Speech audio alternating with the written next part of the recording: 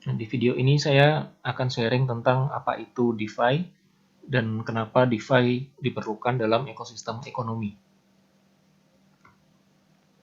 Nah, definisinya sendiri, DeFi adalah sistem finansial baru yang dibangun di atas blockchain, ya terutama public blockchain. Kalau di Indonesia ada Vexanium ya.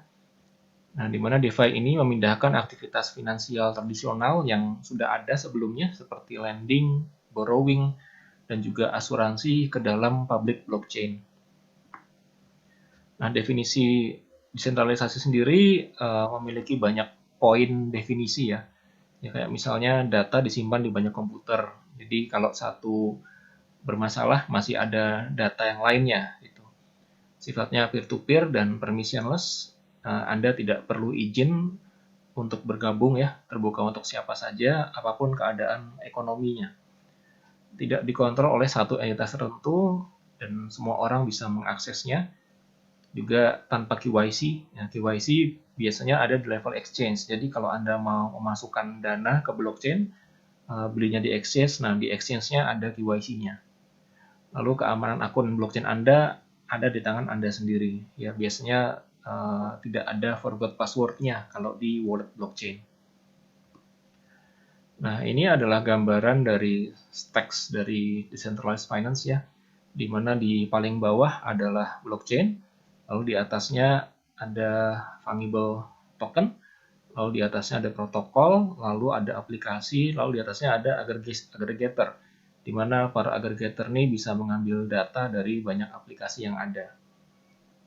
Nah, kalau di Vexanium, salah satu pelopor DeFi di Indonesia, sudah ada namanya decentralized exchange, namanya Basic DEX ya, dan menggunakan blockchain Vexanium.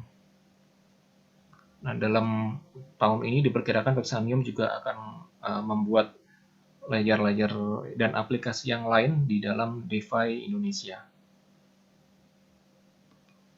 Nah, ini satu decentralized exchange yang sudah dibuat di Vexanium ya, namanya Basic DEX.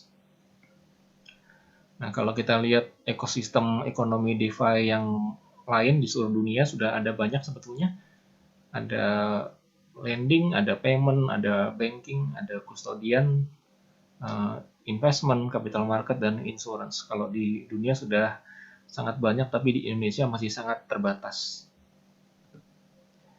Nah, kalau di keuangan tradisional, jika seorang mau menabung uangnya atau sebaliknya mau meminjam uang, itu kan harus melalui bank ya.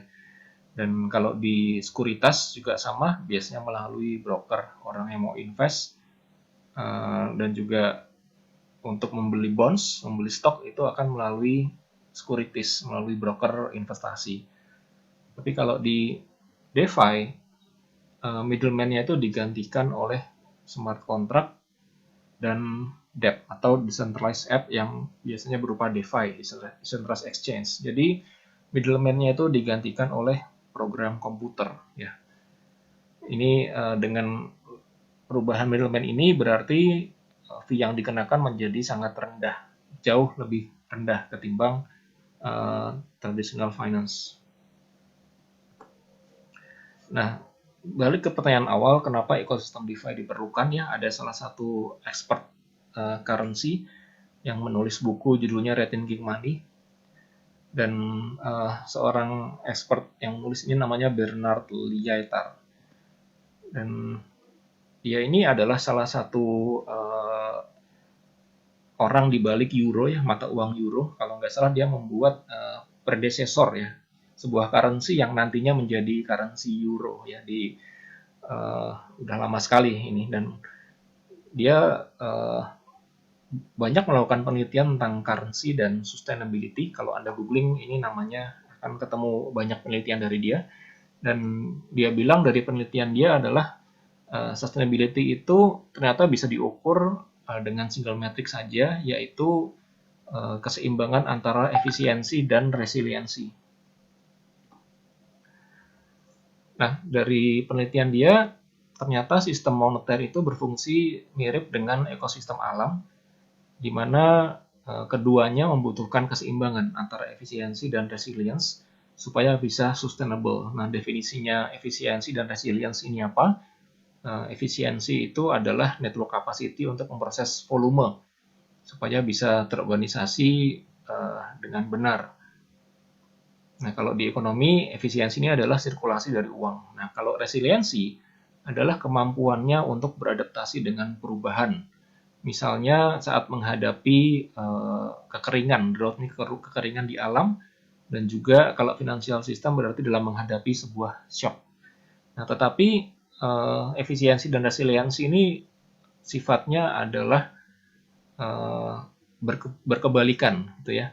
Jadi ada semacam trade-off, ya.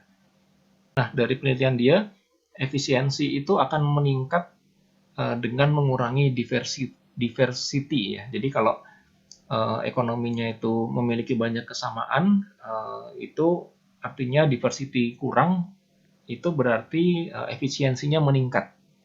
Tapi sebaliknya, resilience itu meningkat jika diversity-nya meningkat, ya. Jadi ini dua hal yang berkebalikan dan saling trade-off antara efisiensi dan resilience. Nah, contohnya adalah sebuah ekosistem alam di mana hewan-hewan yang ada itu bisa survive dengan satu tipe makanan saja. Itu sebutannya sangat efisien ekosistemnya.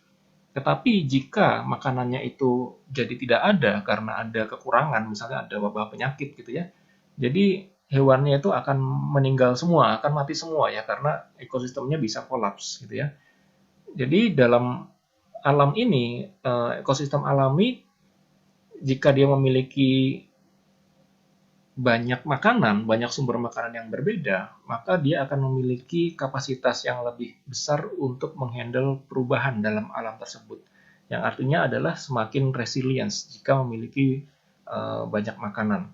Dan juga ini case-nya sama dengan ekonomi. Jika diversity-nya itu akan kekurangan atau diversity-nya sangat kecil, maka ekosistem alam dan juga ekosistem keuangan akan lebih mudah untuk jatuh. Nah, menurut Bernard Lietaer ini, saat ini sistem moneter global terlalu efisien, maka juga terlalu fragile. Di sini dia sebutnya brittle. Brittle itu fragile, mudah jatuh gitu ya. Di mana Bernard Lietaer mempelajari ratusan krisis keuangan dan moneter antara tahun 70 sampai 2010 karena tipe uang yang beredar yaitu national currency itu terlalu banyak kalau menurut Bernard ya. Nah, menurut Bernard monetary sustainability membutuhkan diversity dari currency system. Jadi perlu ada diverse agent dan channel supaya moneter yang ada itu bisa lebih luas. Ya.